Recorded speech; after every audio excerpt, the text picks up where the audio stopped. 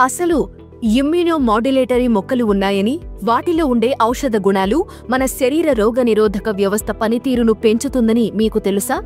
ఇలాంటి ఔషధ మొక్కలు క్యాన్సర్ చికిత్సలో కూడా ఒక ముఖ్యమైన పాత్ర పోషిస్తాయని ఎన్నో పరిశోధనలు చెప్తున్నాయి.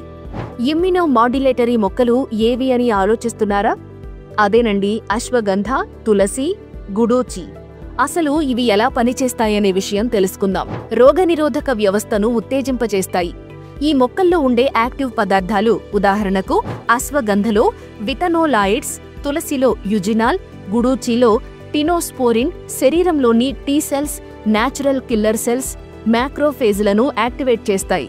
ఇలా రోగనిరోధక వ్యవస్థను ఉత్తేజింపచేసి క్యాన్సర్ కణాలను గుర్తించి నాశనం చేయడంలో సహాయపడతాయి.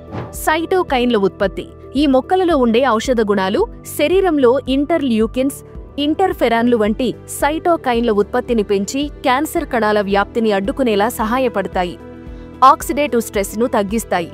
ఈ మొక్కలలో ఉండే యాంటీ ఆక్సిడెంట్ గుణాల వల్ల ఫ్రీ రాడికల్స్ ను నిరోధించి వాటి వల్ల కలిగే ఆక్సిడేటివ్ స్ట్రెస్ ను తగ్గించి క్యాన్సర్ కణాల పెరుగుదలను నియంత్రించడంలో సహాయపడతాయి. క్యాన్సర్ చికిత్సల ప్రభావాలను తగ్గించడంలో సహాయం. క్యాన్సర్ చికిత్స వల్ల వచ్చే ఇన్ఫెక్షన్, అలసట, ఇమ్యూన్ సప్రెషన్ వంటి సమస్యలను తగ్గించడంలో ఇమ్యూనోమాడ్యులేటరీ మొక్కలు సహాయపడతాయి. అయితే ఇవి వైద్యుల సలహా ఆధారంగా మాత్రమే వాడాలని తెలుసుకోండి. మరి మీరు ఇలాంటివి వాడుతున్నారా లేదా కామెంట్లో చెప్పండి.